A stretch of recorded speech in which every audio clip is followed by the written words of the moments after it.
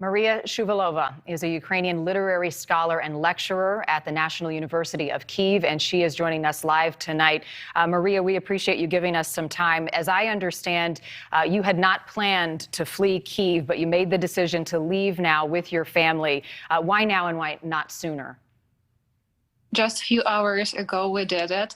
I were living near the airport, near Juliana Airport, and during the day, everything was pretty okay. We are really confident in our army, but as Russian Federation attacking us severely during the night, we made decision, just went out of airport and all strategically important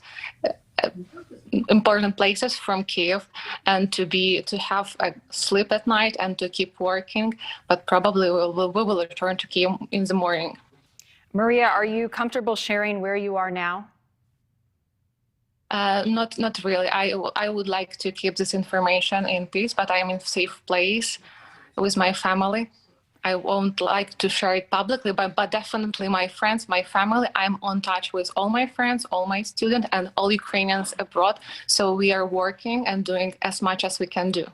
Understood. Describe what you have seen and experienced in the last 24 hours. So I were working, translating amazing film from English to Ukrainian, and everything was fine.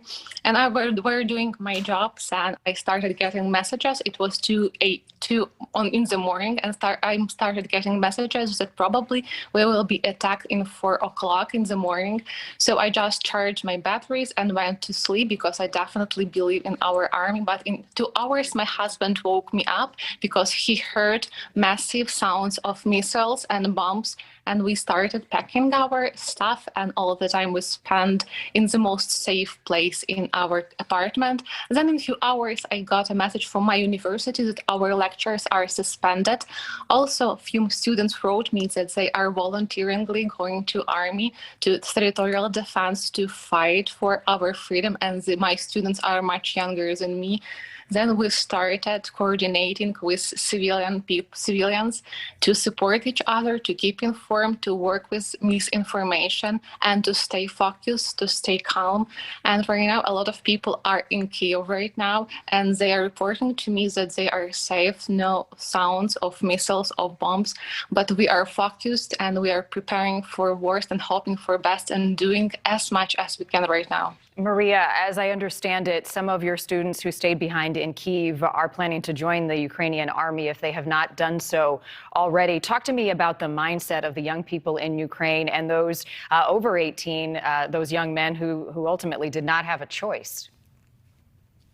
Yes, our young people are extremely aware. My students are extremely aware. A lot of my students are from Donetsk and Luhansk, so they already had experience that I had today. So they definitely knew how. They shared with me that they knew how to act right now, and they recognized everything much quicker than I did.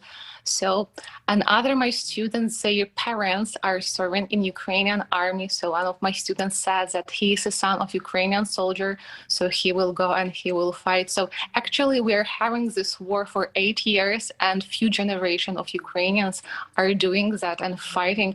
So we are feeling right now as history repeating itself, because actually the grave of my grandpa is in Berlin because he was actively taking part in Second World War, and now it feels like all Ukrainian generation have to suffer, sacrifice, and to fight for that. But it's hard to believe that it's happening right now in civilized war. But young people are ready because we have 8 years of experience having severe war with Russia. It's one thing to live under the threat for the last year of a potential invasion of Russia. It's a much different thing to take up arms, to be told to stay and to fight and to defend this sovereign nation. In terms of your plan, you said you're expecting to return to Kyiv tomorrow. How will you make that decision? It's a few options are possible. My relatives are now joining territorial defenses in order to help our country. So definitely, or in place where I am here now, my family will join territorial defense, or we will go tomorrow in Kyiv. So actually all developing is really fast. And all can change in 10 minutes. So we are closely monitoring the situation, and we understand that we have to do something. No one will fight instead of us. So we take our responsibility. We take our responsibility, and we hope that our example of taking responsibility will help all our allies, all people that help us also to take responsibility for what is going on right now in Europe.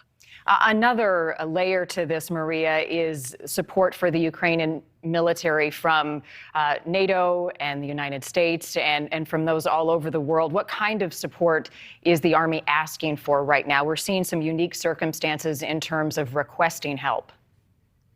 Exactly. What we are asking right now, we really want Russian cut off SWIFT.